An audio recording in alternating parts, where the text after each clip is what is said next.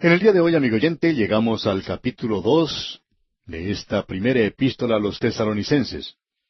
Hemos llegado ahora a la segunda parte de esta epístola.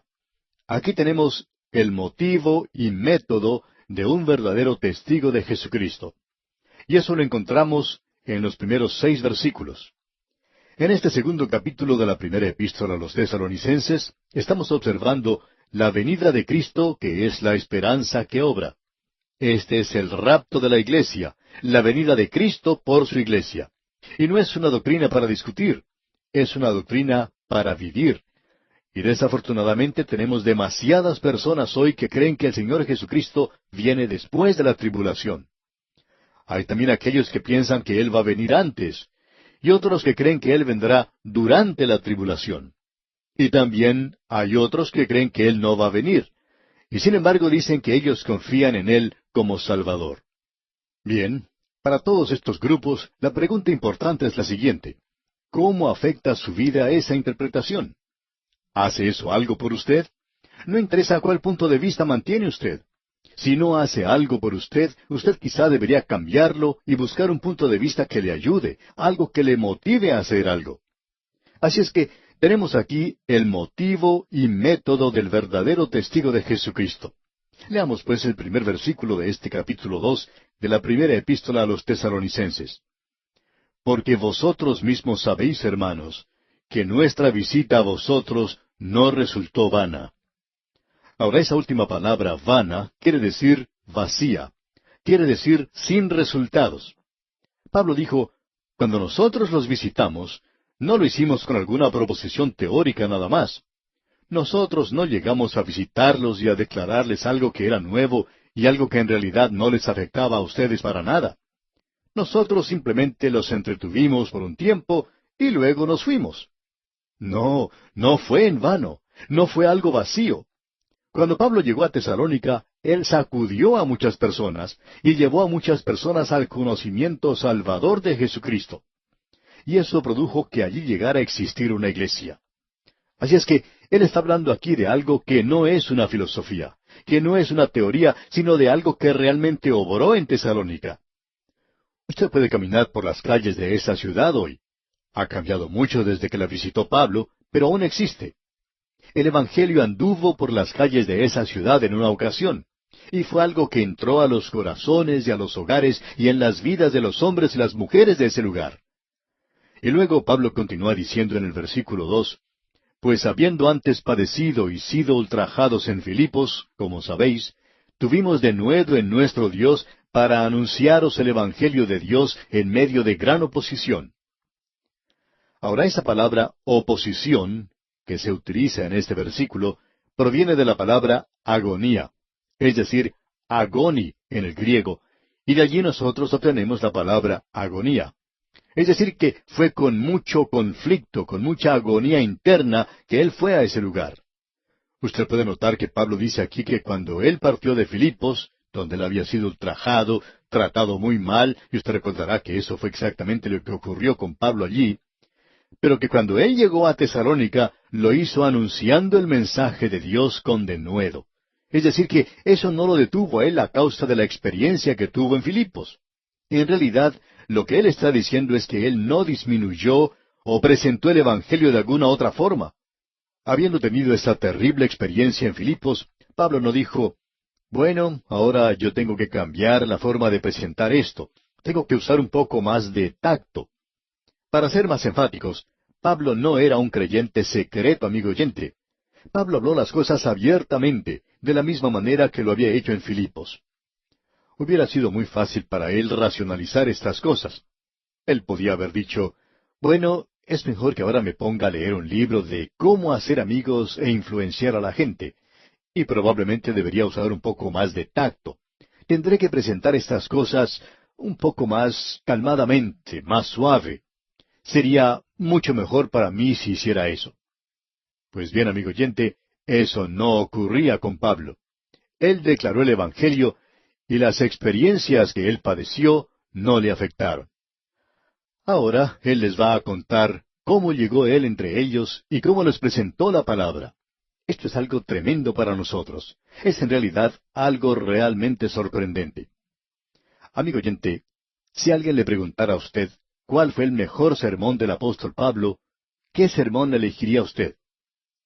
Bueno, estamos seguros que entre la audiencia nuestra hoy habría opiniones diferentes, y la gran mayoría estaría correcta. Por ejemplo, ese gran sermón que él predicó allá en Damasco, después de haber sido convertido, ese fue un mensaje muy bueno. Luego ese otro en la isla de Chipre, ante Sergio Paulo, cuando él comenzó su obra misionera. Luego en la sinagoga en Antioquía de Pisidia, en su primer viaje misionero. Hablando honradamente, consideramos ese uno de sus mejores sermones. Y luego su mensaje en Atenas, ese sermón que él predicó allá en la colina de Marte, en medio del Areópago. Y luego el que pronunció en Corinto, donde hizo una gran defensa de ese mensaje. Y luego en Éfeso, en la escuela de Tirano. Todos estos son grandes mensajes. Probablemente alguien puede elegir el mensaje que él predicó en Jerusalén, por ejemplo, cuando fue arrestado, o cuando fue llevado ante Félix y Festo y el rey Agripa. Ese que pronunció ante el rey Agripa fue realmente maravilloso. O quizá el mensaje de despedida que pronunció en las playas de Éfeso. Lo cierto es que en cada uno de sus mensajes, él siempre presentaba a Cristo, su muerte y su resurrección. Y hablando honradamente, amigo oyente, si yo tuviera que elegir su mejor mensaje, no elegiría ninguno de estos. Yo tomaría su vida en Tesalónica, no en forma escrita, sino en su caminar, no en exposición, sino en la experiencia, no en su profesión, sino en su práctica. Él tomó su texto del libro de Santiago, que la fe sin obras es muerta. Él mostró lo que quería decir en su andar por las calles de Tesalónica. No lo hizo con su lengua, sino con el testimonio de su vida. Cada creyente es un predicador. Usted es un predicador, amigo oyente. Quizá a usted no le guste esto, pero lo es. Usted recuerda la historia que contamos hace algún tiempo acerca de un hombre que era un borracho. Él era un alcohólico consumado. Y en cierta ocasión un pastor tuvo la oportunidad de conversar con él en su estudio y le dijo todas las cosas que él pensaba de ese borracho. La madre de ese hombre le había pedido al pastor que hablara con su hijo. Y luego, durante la conversación, el pastor le dijo, ¿sabe usted una cosa? Usted y cada persona es un predicador. Usted está predicando con su vida. Y este hombre se puso de pie y quería pelear con el pastor. Se enojó tanto y dijo, a mí no me llame usted un predicador. A él se le podía insultar en cualquier otra forma, menos llamarle predicador. Bueno, quizá a usted no le guste que le llamemos predicador. Sin embargo, amigo oyente, usted lo es. Y como el hombre de esta historia, cada persona predica por medio de su vida. Usted está diciendo algo, usted está comunicando un mensaje por medio de la forma de vivir suya. Usted no puede hacer nada en cuanto a eso. Quizá el que está observando su vida sea un niño en su propio hogar. Y esa es una de las razones por la cual vemos a tantos jóvenes en las calles y caminos hoy. Ellos miraron lo que sus padres estaban haciendo en el hogar y no les gustó lo que vieron y salieron a los caminos. Amigo oyente, permítame decirle, el sermón más grande que usted pueda predicar y llegará a predicar en su vida es por la forma de vivir suya. Pablo nos va a contar ahora en cuanto al sermón que él predicó en Tesalónica. Escuche lo que él dice aquí en el versículo 3 de esta primera epístola a los Tesalonicenses, capítulo 2. Porque nuestra exhortación no procedió de error ni de impureza, ni fue por engaño. El apóstol Pablo va a presentar aquí la relación que existía entre él y los de Tesalónica. En primer lugar, él va a decir que él era como una madre para ellos y que él los consolaba. Vamos a ver eso en el versículo 7. Luego, más adelante, veremos que él era como un padre para los de Tesalónica. Él los exhortaba como un padre en el versículo 11. Y luego veremos que él era como un hermano en el versículo 14, donde él les presenta un reto, un desafío. Pues bien, veamos entonces lo que nos dice aquí. En esta sección que estamos observando, él es como una madre para ellos.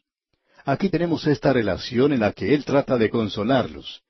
En la primera parte del versículo 3 leemos, porque nuestra exhortación no procedió de error ni de impureza. El contenido de la exhortación no estaba adulterado. Pablo no le agregó nada al Evangelio. Él nunca lo hizo por nadie. Él nunca lo cambió para complacer a grupos diferentes.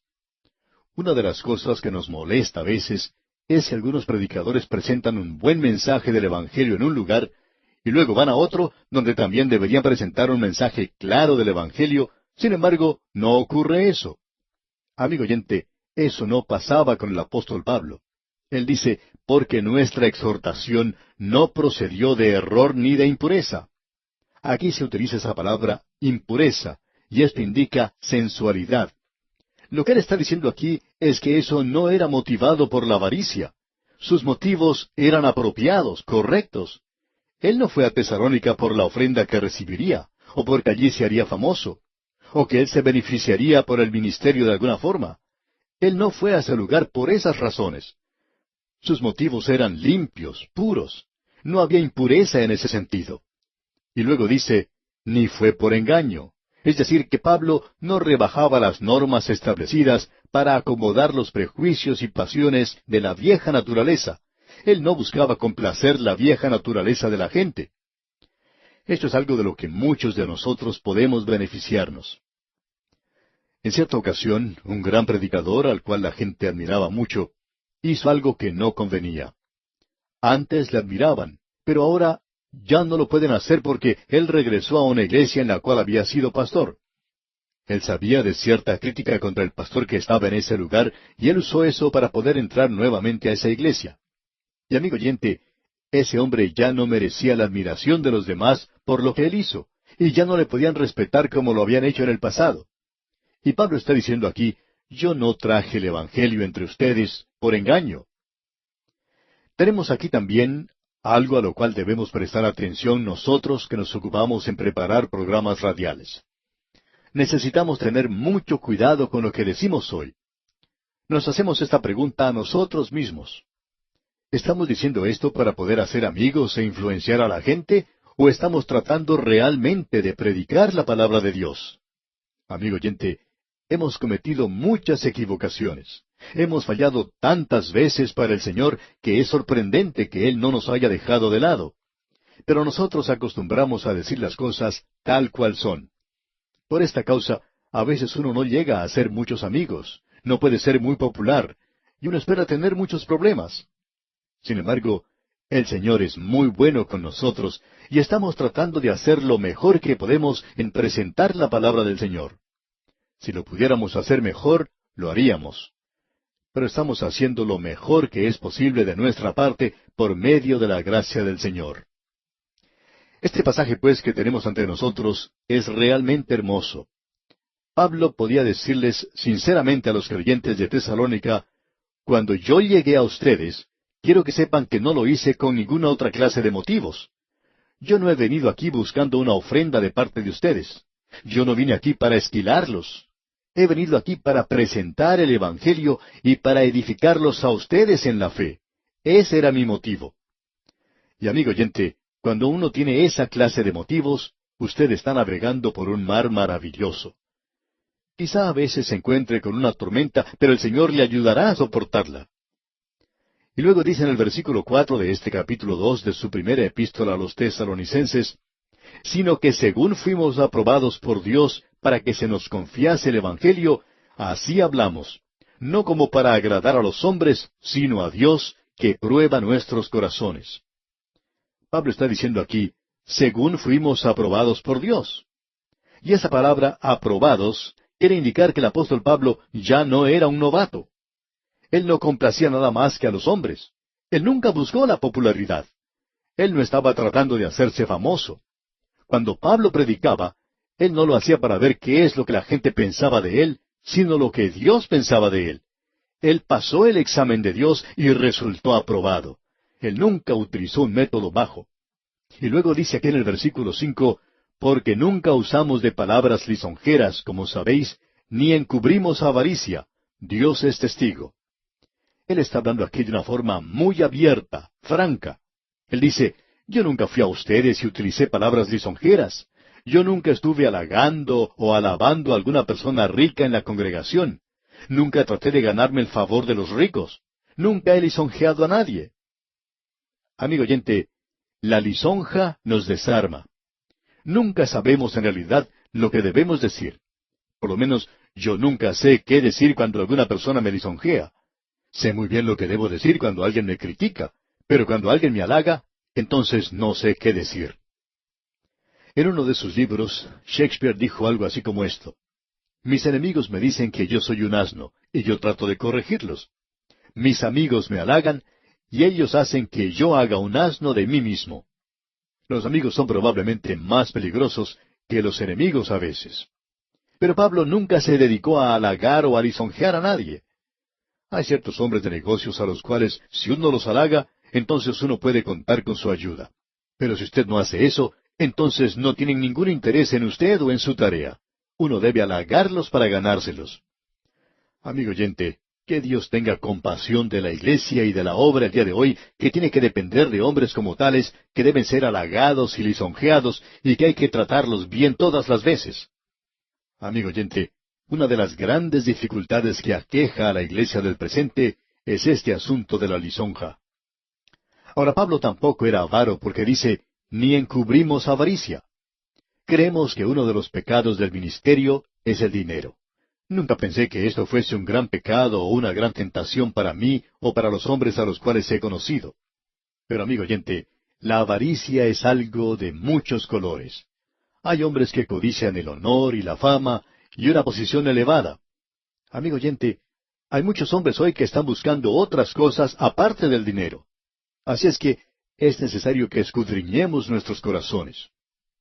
Luego en el versículo 6 dice Pablo, ni buscamos gloria de los hombres, ni de vosotros ni de otros, aunque podíamos seros carga como apóstoles de Cristo. Pablo nunca buscó una posición elevada por recibir honores. Él nunca recibió un grado o doctorado honoris causa. Ese no era su motivo. Y luego en el versículo 7 leemos, antes fuimos tiernos entre vosotros, como la nodriza que cuida con ternura a sus propios hijos. La idea que se nos presenta aquí es la de una nodriza o el de una madre cuidando a sus pequeños. Quizá podríamos decir que es como un ave que cuida a sus polluelos, como la nodriza que cuida con ternura a sus propios hijos. Esta es una declaración muy positiva, como podemos apreciar. Pablo está diciendo, yo los he estado cuidando como una madre, he sido como una ave madre para ustedes.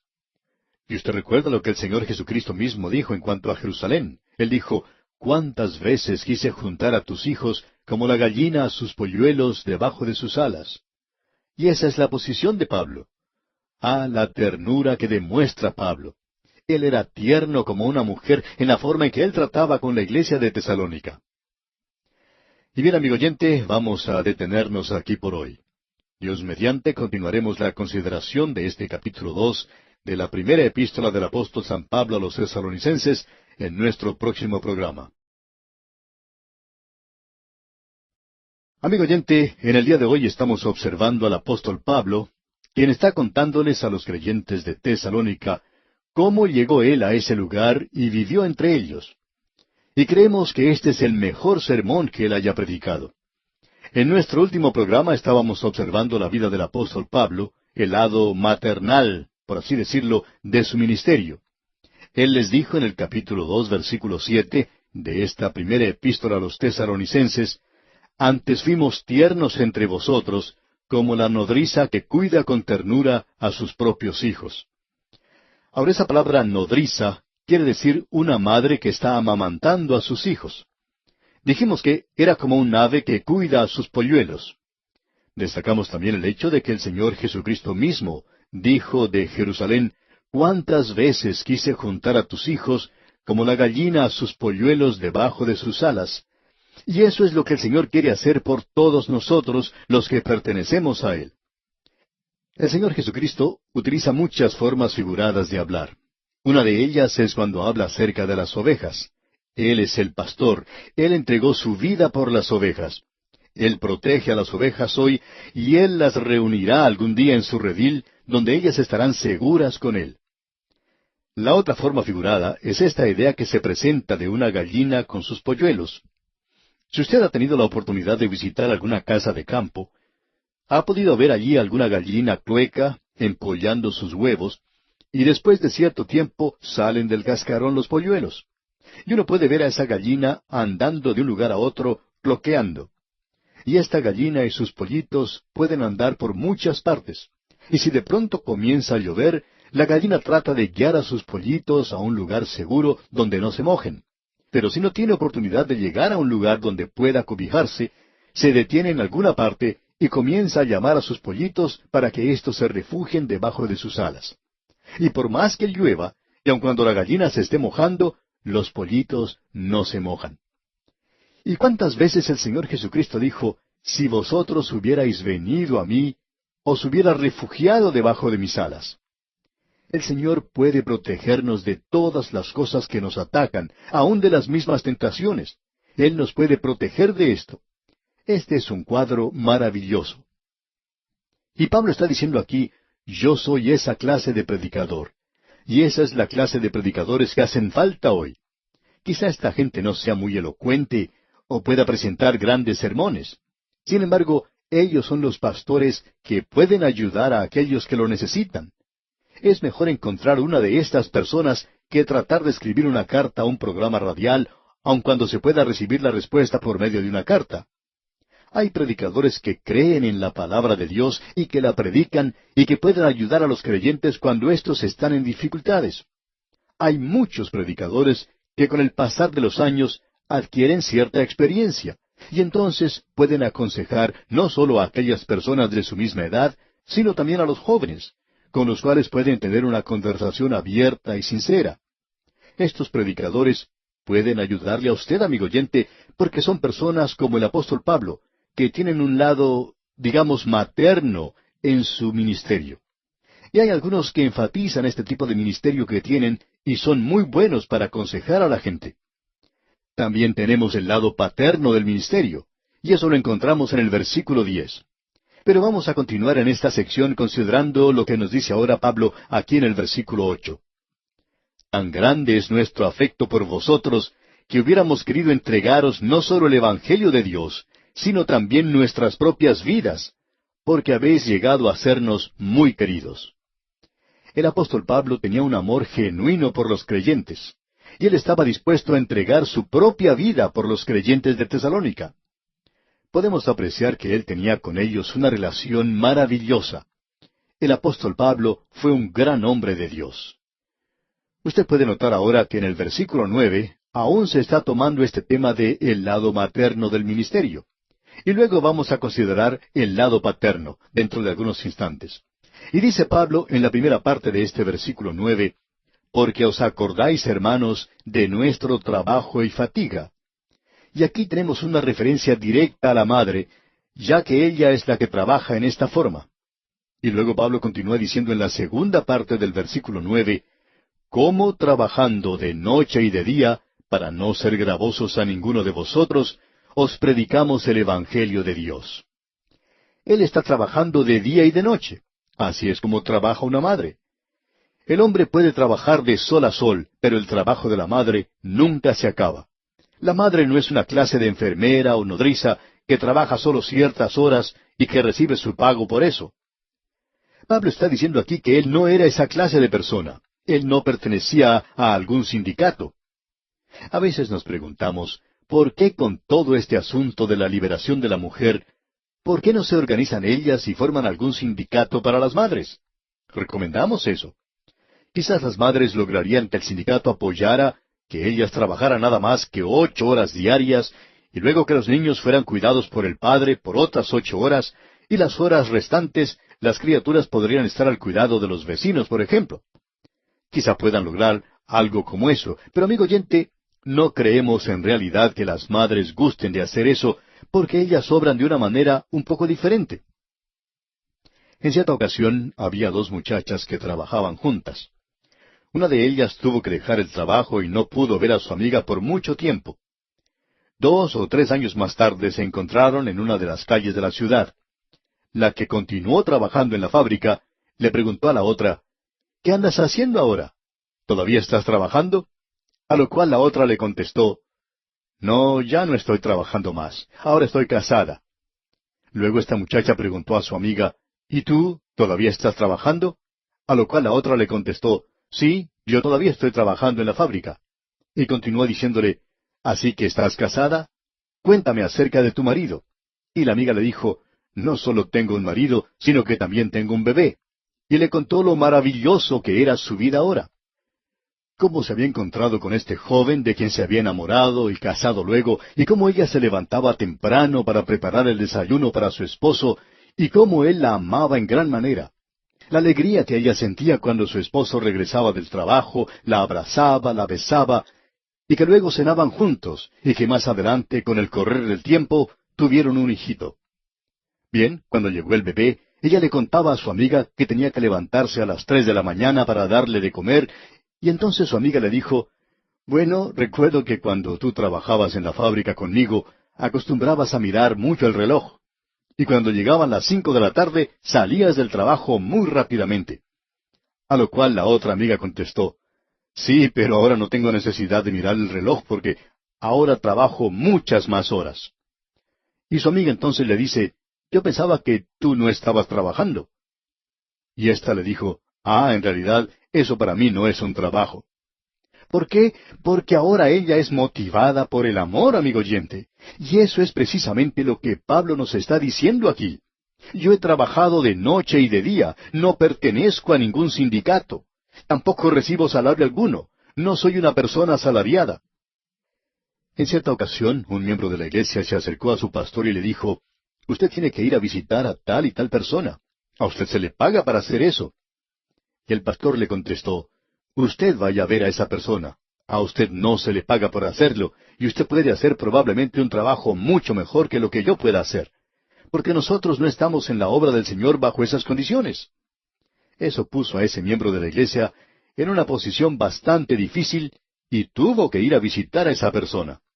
Y nunca más se dirigió a su pastor de esa manera. Amigo oyente, el apóstol Pablo era una nodriza como la que aquí se menciona. Y hay muchos pastores que hacen lo mismo que él. Y llegamos ahora sí al versículo 10 de este capítulo 2 de la primera epístola a los Tesalonicenses, y aquí entramos a ver la parte paternal, digamos, del ministerio, y usted podrá apreciar este aspecto del ministerio del apóstol Pablo. Aquí él dice en la primera parte de este versículo 10, «Vosotros sois testigos». Él está hablando a ellos de algo que ya conocen. Así es como actuaba el apóstol Pablo. Leamos pues todo este versículo 10 del capítulo 2 de la primera epístola a los Tesalonicenses.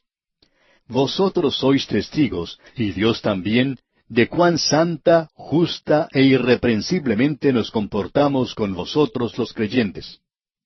Observemos ahora ese comportamiento santo que él dice aquí. Esto nos indica que él tenía mucho cuidado en cumplir con sus obligaciones con Dios. Eso es vivir santamente, amigo oyente. Y el vivir de una forma justa indica que él tenía cuidado de su forma de vivir en cuanto a los hombres. Pablo tenía una obligación con Dios, y él también tenía una obligación con los hombres, y él cumplía con ambas cosas. En nuestros días oímos mucho hablar en cuanto a creyentes que son dedicados, muy consagrados, y creemos que ya hemos dicho esto anteriormente, y lo vamos a repetir otra vez, y quizá lo digamos varias veces más. Ya estamos cansados, amigo oyente, cansados hoy de escuchar hablar de los así llamados creyentes dedicados y muy consagrados. De vez en cuando sale alguien por allí, un joven, diciendo, yo soy un creyente muy consagrado. Y luego se da uno cuenta que el patrón piensa que él es una persona muy perezosa. Amigo oyente, si usted va a vivir una vida santa, usted tiene que vivir esa vida para Dios. Usted no tiene que estar mirando siempre el reloj para saber cuándo tiene que salir del trabajo. Usted tiene que observar a Dios. Usted no solo trabaja cuando lo está mirando su patrón, sino que trabaja todo el tiempo porque Dios lo está mirando. Una vida santa. Y usted, amigo oyente, no es una persona dedicada o consagrada, y eso lo sabemos, porque usted pasó alguna vez al frente en alguna reunión de una iglesia donde alguien oró a su favor y usted derramó algunas lágrimas. ¿Quiere decir por eso que usted es una persona consagrada? Quisiéramos saber qué es lo que piensa de usted su patrón, por ejemplo, o qué es lo que piensa de usted su maestro. ¿Es acaso usted una persona perezosa? Entonces, no es una persona dedicada ni consagrada.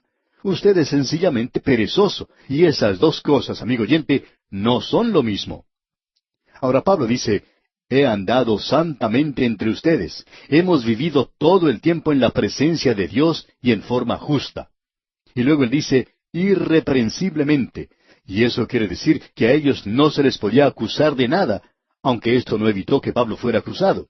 Pero acusaciones como esa no tenían ninguna base. Usted sabe, amigo oyente, que las otras personas pueden decir cosas en cuanto a usted, pero lo importante es estar seguro de que esas cosas no sean ciertas. Es por eso que Pablo dice aquí que él se había portado irreprensiblemente, que ninguna acusación contra él podía mantenerse, porque su vida, junto con sus amigos, era una vida santa, por medio de la cual podía rechazar esta clase de acusación. La forma en que usted vive no tiene nada que ver en cuanto a su salvación, pero sí tiene mucho que ver en cuanto a la salvación de alguna otra persona, ya que usted está siendo observado constantemente. Ahora notemos lo que dice aquí él en el versículo 11 de este capítulo 2. Así como también sabéis de qué modo, como el Padre a sus hijos, exhortábamos y consolábamos a cada uno de vosotros. Bien, observemos esto que tenemos ante nosotros. En primer lugar, el apóstol Pablo dijo, exhortábamos. Esta palabra allí utilizada en griego es parakaleo, y es la misma palabra que se utiliza para el Espíritu Santo. Eso quiere decir que Pablo vino al lado de ellos para ayudarles, para suplicarles y para convencerles. Y usted recuerda que el Señor Jesucristo dijo que cuando el Espíritu Santo viniera, iba a venir para convencer al mundo de pecado, de justicia y de juicio. Y estamos convencidos de que uno nunca llega a presentar el Evangelio en el poder del Espíritu Santo, sino hasta cuando lo presenta como algo con lo cual el Espíritu Santo pueda convencer a los hombres, convencerlos de pecado, de justicia y de juicio. Estos tres elementos siempre están en el Evangelio. Y el apóstol Pablo está diciendo que esa es la forma en que él lo ha presentado, como un padre. Luego él continúa diciendo, consolábamos. Ahora esta palabra consolábamos no es la misma palabra que nosotros utilizamos hoy en día como consolar. Hemos visto su significado en el lado materno del ministerio del apóstol Pablo. En su lugar, la palabra aquí significa persuadir. Había una urgencia en el mensaje de Pablo a los tesalonicenses. Luego él los persuadía, urgía a los hombres. Así que, hermanos, os ruego, decía él. El apóstol Pablo podía rogarles. Y esa es la forma en la cual nosotros deberíamos presentar el Evangelio hoy. Luego en la primera parte del versículo 12 leemos, y os encargábamos. Y eso tiene una nota de severidad, de disciplina. Es una palabra muy viril, una palabra muy robusta, una palabra firme, una palabra masculina. En el día de hoy tenemos mucha predicación débil. Son palabras lindas pronunciadas por una persona buena a una audiencia hermosa. Eso simplemente hace que uno preste oídos sordos a una predicación así. Ese no es el mensaje que encontramos aquí. Aquí hay cierta urgencia. Alguien ha definido un servicio promedio en una iglesia liberal como un lugar donde un hombre moderado habla ante un grupo de personas moderadas y les surge a que sean más moderados.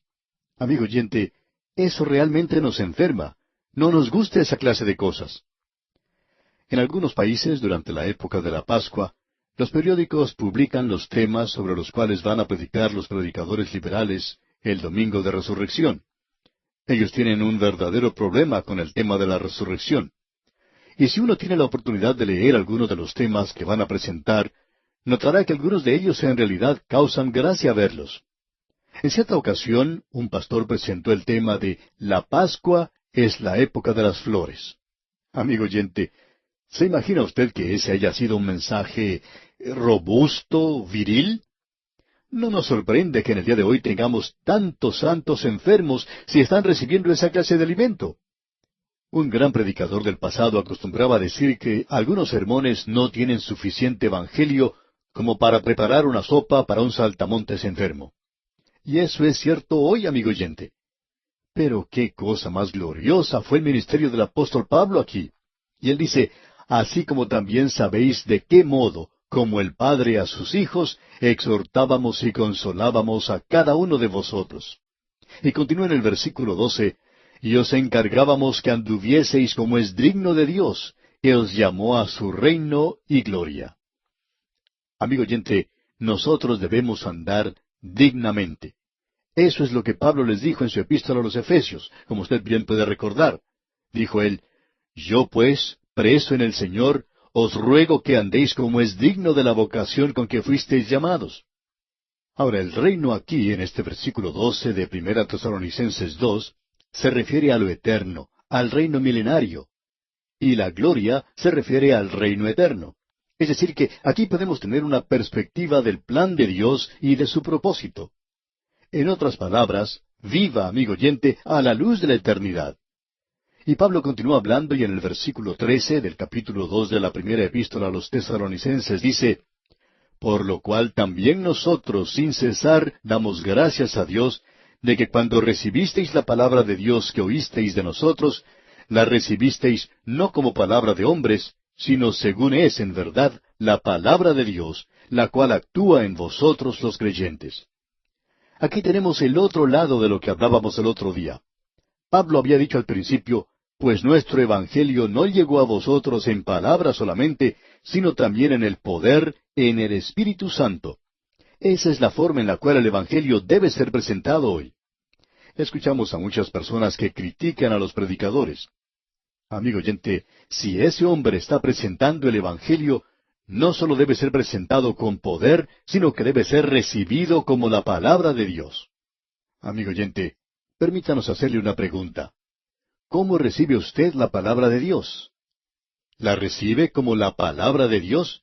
¿O es necesario que se le ericen los pelos para saberlo? Eso es lo que ocurre con muchas personas en las iglesias hoy. Dicen, me pregunto, ¿qué es lo que dirá el predicador de mí el día de hoy? Tienen esa clase de actitud. En cierta ocasión, dos hombres que tenían problemas mentales, podríamos decir, le hicieron esta pregunta al predicador. ¿Estaba usted pensando en nosotros cuando dijo tal y tal cosa? Y el predicador ni siquiera sabía que ellos estaban allí. Ellos verdaderamente dieron un agregado sentido a su importancia que no estaba justificado. El predicador opinó más tarde que ellos estaban equivocados si pensaban que él iba a perder tiempo tratando de dirigir su mensaje a personas así. Pero lo importante de notar aquí es que ellos no recibieron la palabra de Dios como si fuera la palabra de Dios. Entonces, no es sólo que debe ser predicada como la palabra de Dios, sino que también debe ser recibida como tal. Y amigo oyente, si usted la recibe de esa misma manera, así es como va a obrar en usted. Esa es la razón por la cual hay tantos creyentes que son fríos hoy. Son tan fríos como la cola de un pescado. Van a las iglesias y para ellos no significa nada. Y si no significa nada para usted, amigo oyente, entonces se está perdiendo su tiempo. ¿Recibe usted la palabra de Dios? ¿La está recibiendo como la palabra de Dios? Si hace eso, amigo oyente, entonces hay una bendición allí para usted. Es decir, si ha sido presentada en el poder del Espíritu Santo. Amigo oyente, esperamos que sea posible unirnos en esto. Esperamos que nosotros podamos presentar la palabra de Dios en el poder del Espíritu Santo, y esperamos que usted la pueda recibir de la misma manera. Si eso sucede, entonces realmente se realizará algo en nosotros. Usted puede estar seguro de eso. Y aquí, amigo oyente, vamos a detenernos por hoy. Dios mediante, en nuestro próximo programa, continuaremos y terminaremos nuestro estudio de este capítulo 2 de la primera epístola del apóstol San Pablo a los tesalonicenses. Este capítulo 2 es en realidad un capítulo muy destacado, porque aquí tenemos que la venida de Cristo es una esperanza que obra, o sea que actúa en el lugar donde nosotros vivimos. Continuamos hoy, amigo oyente, nuestro estudio en esta primera epístola del apóstol Pablo a los tesalonicenses. Y vamos hoy a considerar lo que dice el capítulo 2, comenzando con el versículo 14. Este capítulo 2 de esta primera epístola a los tesalonicenses es en realidad un capítulo muy destacado porque aquí tenemos la venida de Cristo es una esperanza que obra. Es decir, que actúa en el lugar donde nosotros vivimos. Ya hemos visto antes en este capítulo el motivo y el método de un verdadero testigo de Cristo. Pablo estaba predicando la palabra de Dios. Esto irritaba a la gente, es decir, a algunos de ellos, a causa de su sal. Y si la sal entra a una herida fresca, es decir, donde hay pecado en la vida, entonces la palabra de Dios es como sal, y también fue luz. Y hay muchas personas que aman más las tinieblas que la luz porque sus obras son malas. Luego le vimos revelando algo que sentimos en el día de hoy es una gran necesidad en la iglesia. Aquí encontramos instrucciones de lo que la iglesia debe hacer. Lo que Pablo está indicando aquí es que la iglesia debería reflejar la familia de Dios aquí en esta tierra. No nos referimos a lo que se escucha tanto en algunas iglesias hoy que dicen, nuestra iglesia es una iglesia para la familia. Porque comprendemos que una declaración así significa esto: traiga toda su familia a la iglesia y nosotros enviaremos a la más pequeñita una clase especial de niños de su edad. Allí ella podrá jugar o dormir si le gusta. Luego enviaremos al jovencito con un muchacho de su misma edad y estará con su propio grupo. Luego tomamos a los adolescentes y los ponemos con los demás adolescentes.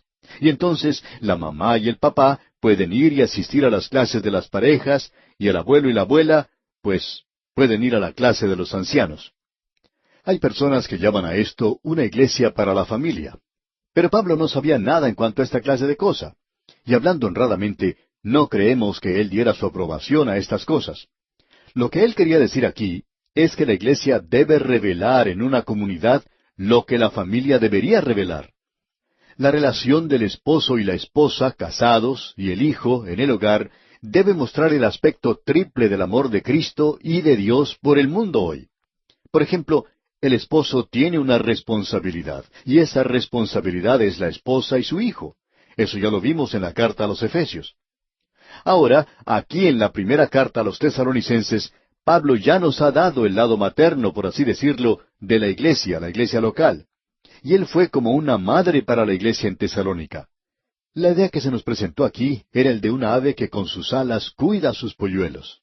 Y él no trabajó nada más que 8 horas al día. Él estaba en su tarea todo el tiempo, porque él era como una madre para ellos.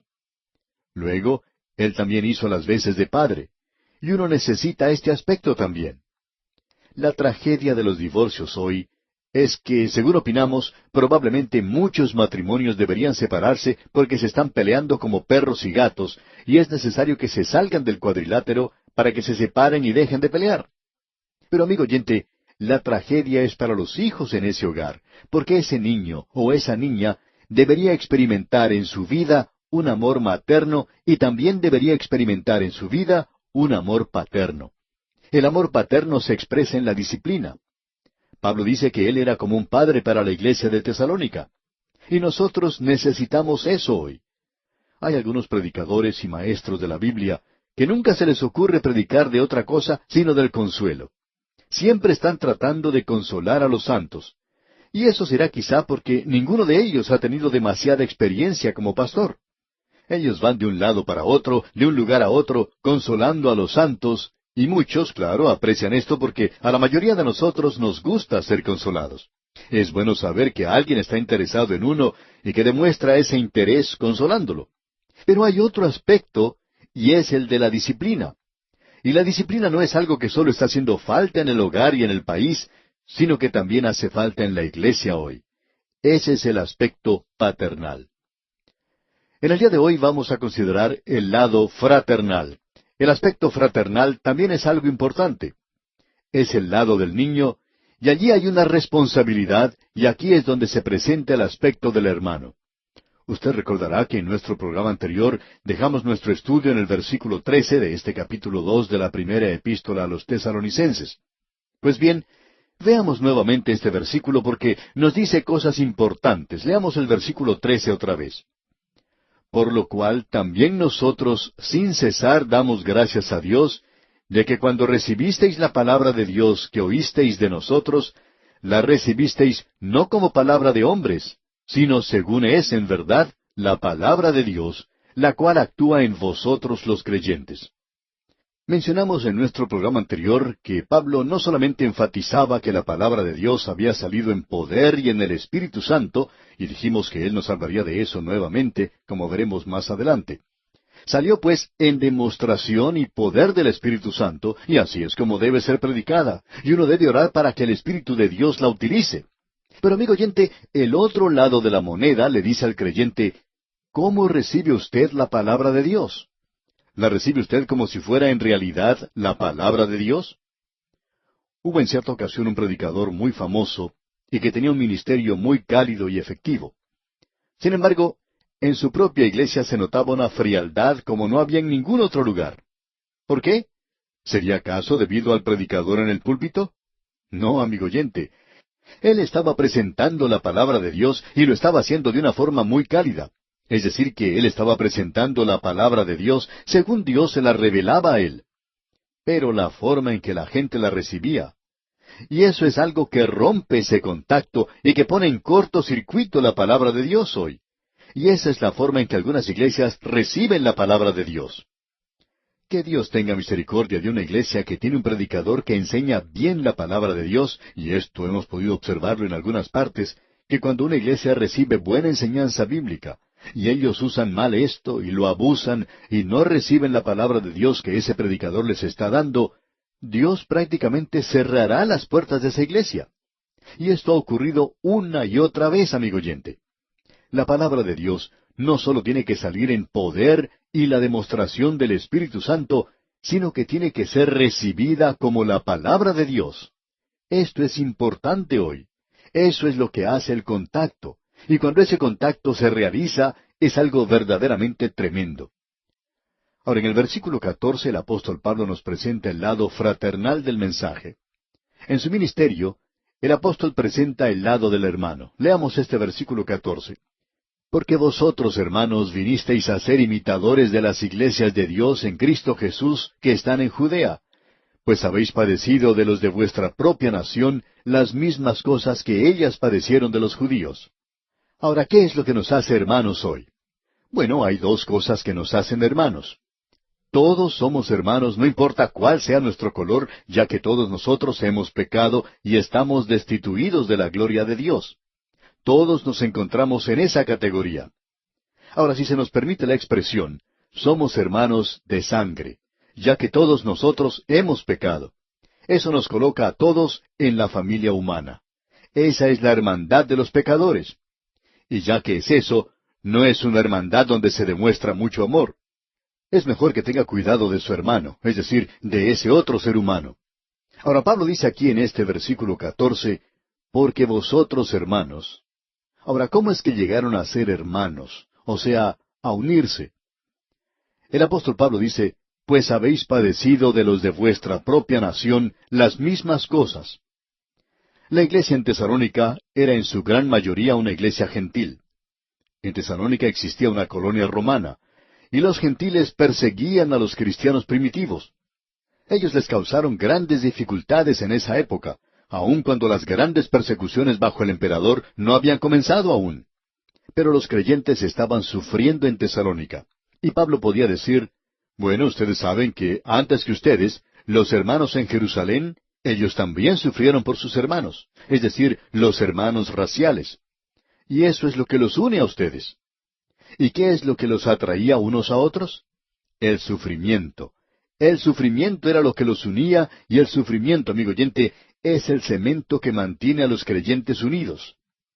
La iglesia hoy se está separando, se está despegando, y la razón para esto, según creemos, es que está ocurriendo lo que ocurrió antiguamente, y que nos relata ya Deuteronomio capítulo 32, versículo 15. Allí dice, pero engordó Jesurún y tiró coces. Es decir, que ellos habían entrado a un período de abundancia y se volvieron muy criticones. Y en el día de hoy la iglesia en muchas partes se encuentra gozando de abundancia. Y opinamos que existe la posibilidad de que muy pronto se presente la persecución. Hace ya muchos años atrás, un hombre de Estado hizo una declaración sorprendente. En ella dijo que los creyentes tendrían que sufrir por su fe. Es una declaración un poco extraña procediendo de una reunión política, pero eso fue lo que informó. Y hay muchos otros que están diciendo lo mismo.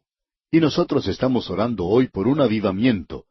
Sabemos de muchos grupos de creyentes que se reúnen para orar y pedir por un avivamiento. Pero nunca hemos visto o nos hemos enterado de alguno de estos grupos que se reúnan para orar y pedir que puedan sufrir o que puedan ser perseguidos para que llegue ese avivamiento. Pero amigo oyente, no creemos que en el presente estado podamos tener un avivamiento. En el día de hoy existe un renovado interés en la palabra de Dios en muchas partes, y eso es algo realmente tremendo. Algunas personas están diciendo que esto es un avivamiento. Nosotros no lo llamamos así. Pero nosotros podemos apreciar que nuestro programa, por ejemplo, ha sido aceptado debido a esta ola de este renovado interés en la palabra de Dios, y esa es la razón por la cual la gente está escuchando la palabra de Dios. Pero no llamamos a eso avivamiento.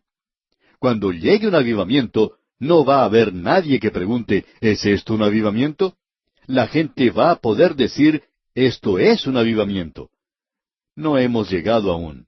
Pero sí creemos que si el sufrimiento llega a la iglesia, eso hará que los creyentes se unan y dejaríamos entonces de lado toda esa insensatez de estar criticando a nuestro hermano. No vamos a andar diciendo, pero él no hace las cosas como yo las hago. Él tiene una doctrina un poco particular. Él piensa que usted debería de bautizarse de esta manera. Amigo oyente, ¿es usted un amigo de Dios? Entonces, usted es mi hermano y yo quiero que usted sepa eso. Quizá no estemos totalmente de acuerdo, pero usted es mi hermano. Usted es mi hermano porque nos encontramos en la familia de Dios. Y deberíamos reflejar esto ante el mundo. Y cuando la iglesia refleje esto ante el mundo, entonces tendrá lugar un verdadero avivamiento. Creemos que lo que pasa es que estamos tratando de tomar un desvío o un atajo para tener un avivamiento cuando oramos por un avivamiento. ¿Por qué no oramos más bien por las condiciones que producen el avivamiento? Usted se dará cuenta que fueron las actividades extremas del hombre las que causaron avivamiento en épocas del pasado. El gran movimiento que tuvo lugar en Inglaterra sucedió cuando ese país se encontraba al borde de la revolución. Y quizá nosotros, amigo oyente, no estemos muy lejos de eso tampoco. Necesitamos reconocer hoy que hace falta algo como eso para producir un avivamiento.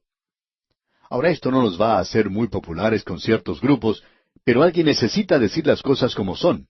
Y amigo oyente, eso es lo que Pablo está diciendo aquí, y nosotros estamos simplemente repitiendo lo que él dice.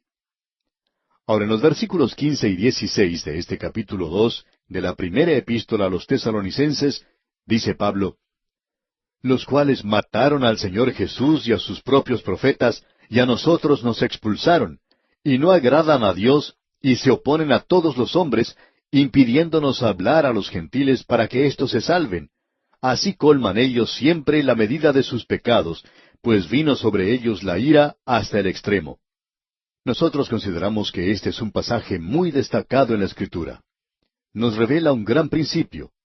Dios permite que el pecado continúe su curso, y en el lenguaje figurado de los profetas se decía que la copa de la iniquidad debe ser llenada. Dios está permitiendo que se llene, es decir, Dios no lo detiene, porque si Él hiciera eso, Satanás podía decir, ya ves cómo no me diste una oportunidad, no permitiste que yo llegara al final. Y amigo oyente, Dios va a permitir que vaya Él hasta el final. De paso, digamos que nosotros interpretamos la gran tribulación como tal. Notemos ahora lo que el versículo 17 tiene que decirnos.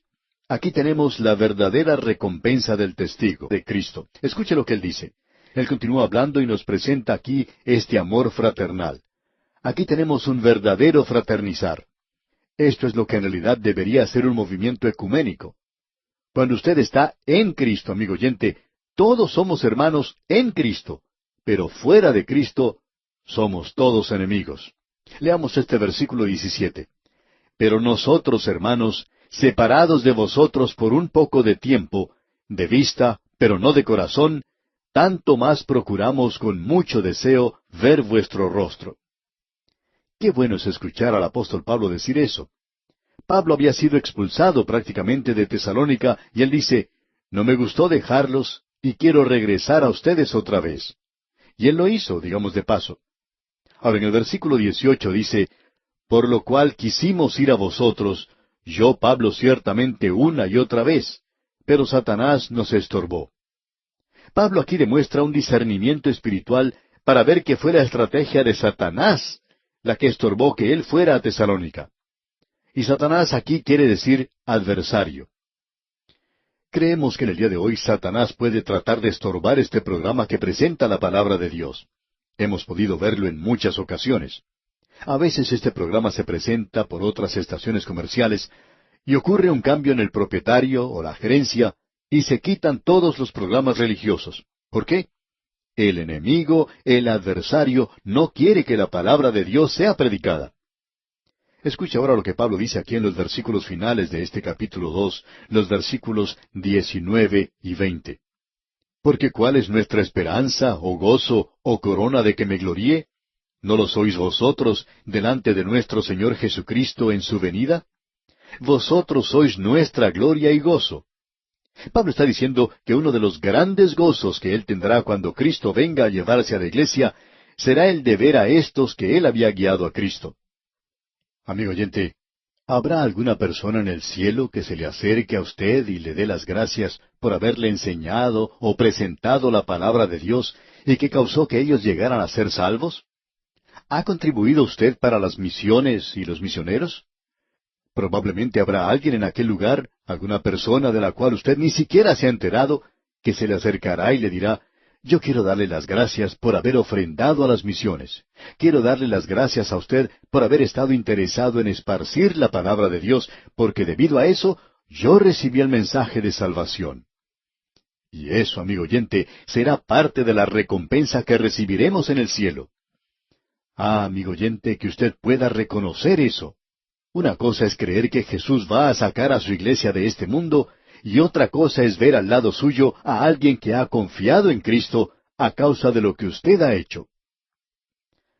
Y bien, amigo oyente, así concluimos nuestro estudio de este capítulo 2 de la primera epístola del apóstol Pablo a los Tesalonicenses.